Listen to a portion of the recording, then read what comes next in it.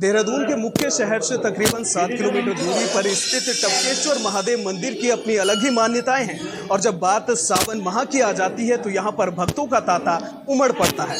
मेरे साथ पंडित भरत जोशी इस वक्त मौजूद हैं। जान लेते हैं, सीधी बातचीत करते हैं कि आखिरकार क्या इतिहास है इस मंदिर का। सर, स्वागत है न्यूज़ 18 लोकल पर। हर हर महादेव भक्तों, यह आदि अनादि पौराणिक श्री टपकेश्वर महादेव मंदिर है जिसका प्राचीन इतिहास है। देहरादून का प्राचीन नाम द्रोण नगरी के नाम से यह प्रचलित था। तो यहाँ द्रोणाचार्य जी की यह तपस्थली है। कौरव पांडवों के गुरु द्रोणाचार्य जी ने यहाँ महाभारत की दोनों सेनाओं को प्रशस्त किया था। इसी क्षेत्र में धनुर्विद्या का उनको ज्ञान दिया था द्रोणाचार्य जी द्वारा।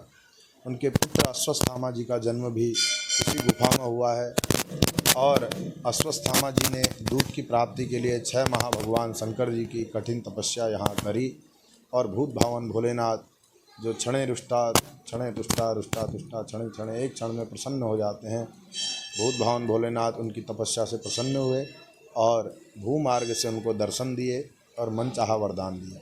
गुफा ने गौथन का आकार लिया, वहाँ से दूध की धारा टपकने लगी जी। उस समय दुधेश्वर के नाम से यह शिवलिंग प्रचलित था।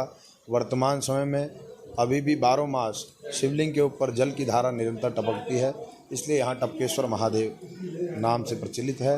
पूरे भारतवर्ष से लोग यहाँ वर्ष भर आते हैं और श्रावण में भगवान शंकर जी की पूजा का विशेष महत्व है, तो इसलिए दूर दूर से भक्तजन आते हैं अपनी मनोकामना लेकर। भगवान शंकर जी का दूध, दही, घी, शहद, शक्कर, गन्ने के रस और आदि चीज़ों से भगवान शंकर जी का अभिषेक करते हैं, क्योंकि भगवान शंकर जी तो एक लोटा जल और बिल्व पत्र से ही प्रसन्न हो जाते हैं। तो भगवान शंकर जी सभी भक्तों की मनोकामना पूर्ण करते हैं। आप सभी श्री टपकेश्वर महादेव मंदिर आएँ और भगवान शंकर जी को एक लोटा जल चढ़ाएँ। महादेव सबकी मनोकामना पूर्ण करें। हर हर महादेव। सर, कहा जाता है कि तकरीबन 6,500 साल पुराना इस मंदिर का इतिहास है, ऐसी मान्यताएं हैं। और ये भी कहा जाता है कि सर जो शिवलिंग है उसके ऊपर अपना आप ही जो है पानी की धाराएं टपकती रहती है, रहस्यमय तरीके से टपकती है। इसके पीछे की क्या मान्यताएं हैं, आपसे जानना चाहेंगे। देखिए, पुराना इतिहास यही है कि भगवान शंकर जी की अश्वत्थामा जी ने, क्योंकि उनकी माता कुंती को दूध नहीं आता था, तो दूध की प्राप्ति के लिए उन्होंने भगवान शंकर जी के यहाँ तपस्या करी।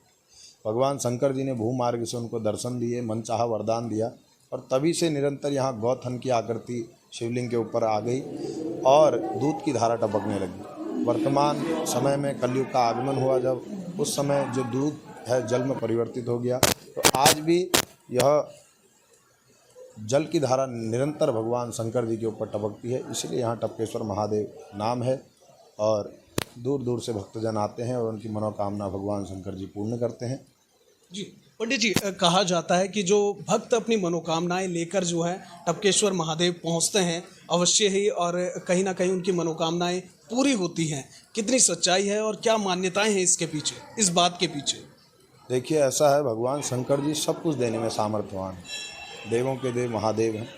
भक्तजन जो भी श्रद्धा भक्ति भाव से, लेकिन भगवान क्या कहते हैं, भाव का भूखा हूँ मैं, भाव ही भस्सार है, भाव से मुझको भजो तो भव से बेड़ा पार है। आप जिस भाव से भगवान शंकर जी के पास आएंगे, महादेव सब कुछ देने में सामर्थ्यवान हैं। अतः भक्तजन बड़े श्रद्धा भक्ति भाव से दूर दूर से आते हैं, भगवान शंकर जी को प्रसन्न करते हैं, तो भगवान उनकी मनोकामना पूर्ण करते हैं। बिल्कुल, बहुत शुक्रिया पंडित जी हमसे बातचीत करने के लिए। तो देखिए, टपकेश्वर महादेव मंदिर का जो इतिहास है वो काफ़ी पुराना है और ऐसा कहा जाता है कि जो शिवलिंग है उस पर रहस्यमय तरीके से जो है पानी की जो जलधारा है वो अक्सर टपकती रहती है और कहीं ना कहीं पौराणिक समय में वो धारा दूध के रूप में थी, लेकिन जैसे ही कलयुग में प्रवेश हुआ तो कहीं ना कहीं वो पानी में बदल गई और पानी की धारा अभी भी लगातार उस शिवलिंग के ऊपर रहस्यमय तरीके से टपकती रहती है। कहा यह भी जाता है कि जो भक्त दूर दूर से अपनी मनोकामनाएं लेकर टपकेश्वर महादेव की शरण में पहुंचते हैं अवश्य ही वो मनोकामनाएं पूरी होती हैं।